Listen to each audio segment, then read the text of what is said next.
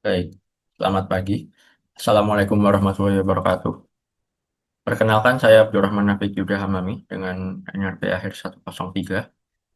Di sini saya akan memaparkan hasil dari penelitian tugas akhir saya yang berjudul Analisis Pergeseran Geometrik Pilar Jembatan Suramadu terhadap Detail Engineering Design berbasis perbandingan Multi-Temporal Data Point Cloud UAV LIDAR dengan dosen pembimbing Prof. Insinyur Lalu Muhammad Jailani.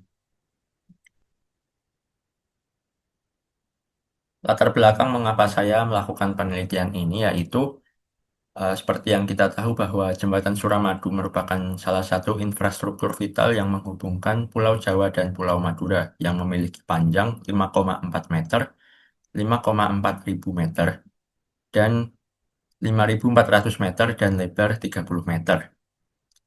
Kemudian dikutip dari website PUPR yang mana jembatan ini menghasilkan potensi investasi di kawasan Suramadu mencapai puluhan triliun rupiah karena peningkatan konektivitas dan kegiatan ekonomi. Jembatan yang berdiri sejak 2009 ini mengalami peningkatan volume lalu lintas serta pengaruh alam seperti angin, gelombang, dan temperatur yang dapat berpengaruh pada kondisi struktur jembatan. Pada tahun 2011, pada tahun 2012, sebenarnya jembatan Suramadu ini telah dipasangi sensor. Namun, eh, saat ini tidak ada pengelola yang memiliki data dari sensor tersebut, sehingga diperlukanlah pemantauan pada elemen struktur yang dapat melemah dan mengancam umur jembatan yang diproyeksikan hingga 100 tahun. Penelitian ini akan memanfaatkan UAV LIDAR yang akan memberikan informasi dengan lebih cepat dan efisien dalam bentuk point cloud, yang mana pemanfaatan UAV LIDAR ini tentunya akan memudahkan penelitian ini untuk mendapatkan data-data dari sisi-sisi jembatan yang sulit dijangkau dari menggunakan alat-alat ukur konvensional. Sehingga dibuatlah tujuan penelitian yang pertama untuk mengidentifikasi dan menghitung besar pergeseran geometrik yang terjadi pada pilon melalui pemrosesan dan perbandingan data multi-temporal point cloud, dan yang kedua mengidentifikasi seberapa besar pergeseran yang telah terjadi pada pilon terhadap DED. Kemudian batasan masalah yang pertama, data yang digunakan pada penelitian adalah dua set point cloud yang telah diakuisisi pada rentang waktu penelitian. Yang kedua, penelitian dibatasi pada analisis pergeseran geometrik yang diamati dari multi-temporal point cloud tanpa memodelkan pengaruh faktor eksternal seperti angin, temperatur, dan beban lalu lintas. Selanjutnya, yang ketiga, penelitian ini menggunakan DED sebagai acuan geometrik tanpa melakukan verifikasi menggunakan sensor maupun pengukuran terestris. Dan yang keempat, penelitian ini menggunakan DED sebagai acuan tanpa membandingkan hasil pengukuran dengan standarisasi struktur dan jembatan. Berikut merupakan lokasi penelitian yang berlokasi tepat di Jembatan Suramadu, yaitu pada main bridge-nya, dan berfokus pada pilon atau menara penyangga utama. Selanjutnya adalah alat dan data yang akan digunakan pada penelitian. Yang pertama, DJI Matrix M350 sebagai wahana yang kami gunakan. Kemudian sensornya sendiri ada sensor Geosan GS260H dengan kemudian selanjutnya GNSS-nya HI Target untuk pengambilan data ICP dan CP-nya, dan laptop untuk melakukan pemrosesan. Untuk softwarenya sendiri ada GR Hawk, AutoCAD Civil 3D, Cloud Compare, dan Microsoft Excel. Kemudian untuk data-datanya, yang pertama ada data point cloud, yang mana dua periode yang dimaksud akan digunakan, yang akan digunakan adalah data pada bulan 5, pada bulan 1 tanggal 5 Januari 2026 dan tanggal 2 Februari 2026. Kemudian detail engineering design yang kami dapatkan dari kontraktor pembuat jembatan. Dan yang terakhir adalah data koordinat control point dan independent checkpoint. Berikut merupakan salah satu lembar yang ada pada DED dengan sumber kontraktor itu sendiri. Selanjutnya adalah diagram penelitian yang mana Dari studi literatur, kami akan melakukan akuisisi data dan kami mendapatkan DED-nya. Pada akuisisi data, data yang kami ambil adalah data BM yang kami olah dengan bantuan web PIG, NRTK PIG, kemudian data LIDAR, dan data ICP dan ICP. Dari data LIDAR sendiri akan kami olah hingga menghasilkan point cloud menggunakan Cloud Compare dan Microsoft Excel. Kemudian dari point cloud yang sudah terregistrasi dan dilakukan analisis ketelitian geometrik menggunakan CELA, selanjutnya akan dilakukan pembuatan 3D wireframe menggunakan AutoCAD Civil 3D. Setelah menghasilkan model dari 3D, dilakukan analisis dengan membandingkan hasil 3D terhadap DED-nya. Seperti itu. Berikut merupakan kegiatan akuisisi data. Yang pertama ada pengambilan data BM, yang mana BM sendiri berdiri pada halaman dari Polsek Kenjeran yang diukur dengan menggunakan metode statik.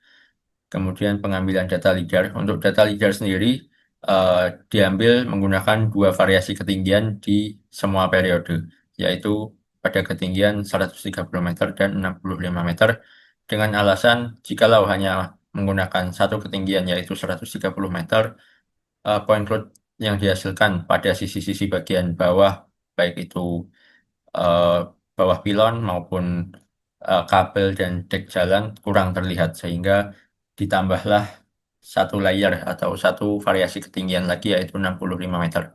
Kemudian kecepatannya sendiri ada di 6 meter per second dan side gap overlapnya 90-80%.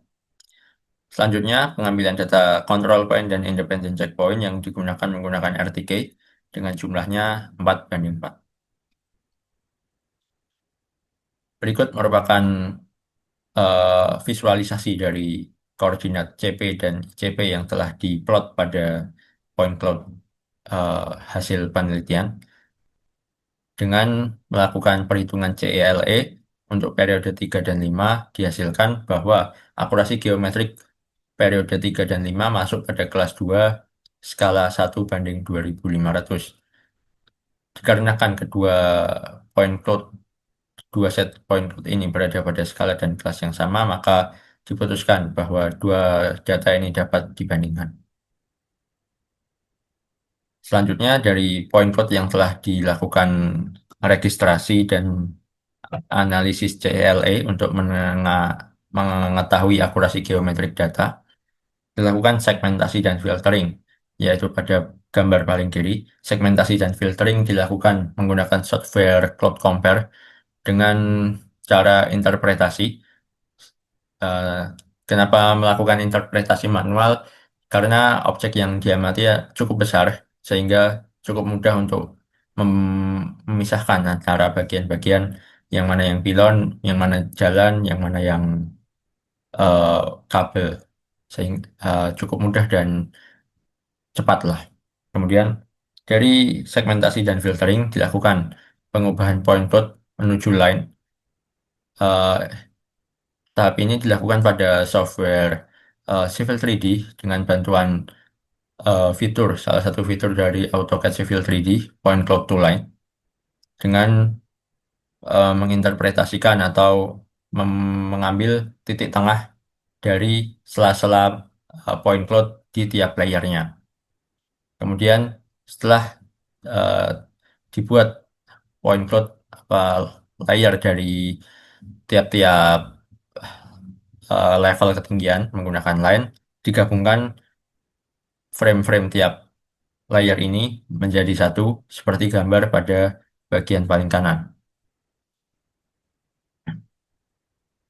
Kemudian berikut merupakan parameter analisis geometrik, yang mana parameter ini ditentukan sebagai fokusan dari penelitian ini, yang itu ada L1, L2 dengan lebarnya 26 meter, kemudian ada tebal T1 dan T2 di 4 meter, dan tebal samping T3 dan T4 ada di 6,5 meter. Eh, untuk parameter sendiri ditambahkan klasifikasi hasil deviasi, yang mana pengklasifikasian ini atau threshold ini dibuat atas dasar eh, kemampuan dari point cloud, kemampuan dari sensor LiDAR sendiri, yang mana ketelitian yang dimiliki dari sensor LiDAR maksimal adalah 10 cm. Ya, kemudian salah satu thresholdnya yaitu kurang dari 30 mm ini didasarkan dari eh, nilai yang relatif sama di antara semua hasil yang didapatkan, yaitu kurang dari 30 mm tidak dianggap sebagai pergeseran, rentang 30 hingga 100 mm perlu diperhatikan, dan lebih dari itu merupakan perubahan signifikan. Selanjutnya berikut merupakan hasil pengukuran geometrik dari hasil dimensi tiap parameter. Untuk visualisasi pengukuran dimensi seperti gambar bagian kiri, yaitu melakukan pengukuran menggunakan fitur dimension pada model 3D-nya dengan dan dihasilkan pengukuran periode 3 dan 5 seperti pada gambar bagian kanan. Sekilas hasil yang terlihat pada tabel itu relatif sama, namun maka dari itu kita lakukan analisis selanjutnya, yaitu membandingkan eh, hasil-hasil pengukuran ini terhadap DD maupun periode terhadap antar periode. Selanjutnya, ini merupakan analisis terhadap DD yang mana eh, parameter L1 pada periode 3 menghasilkan deviasi yang cukup besar, yaitu 12 cm dan 18 cm. Kemudian, namun parameter yang sama pada periode selanjutnya, yaitu periode 5 menghasilkan deviasi yang jauh berbeda dari periode 3, yaitu 13 mili dan 4 mili. Berbeda dengan periode T2, parameter T2 yang mana hasil yang diberikan cukup konsisten, yaitu pada rentang 3 cm hingga 13 cm, yaitu cukup besar.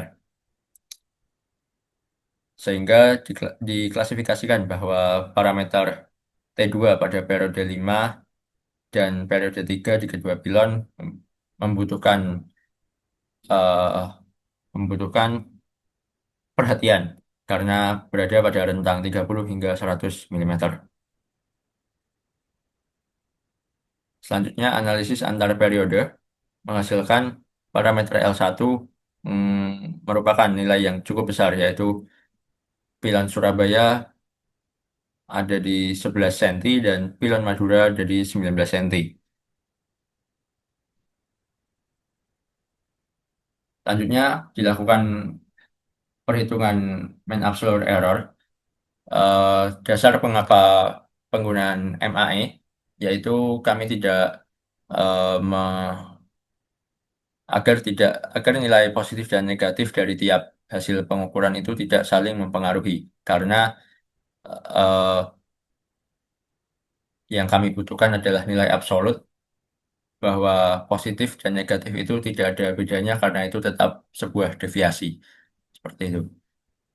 Hasil nilai MAE pengukuran terhadap DED menunjukkan pada periode 3 hasil MAE relatif setara di kedua pilon, namun nilai yang dihasilkan cukup besar yang disebabkan adanya deviasi yang cukup besar di beberapa parameter pada periode ini.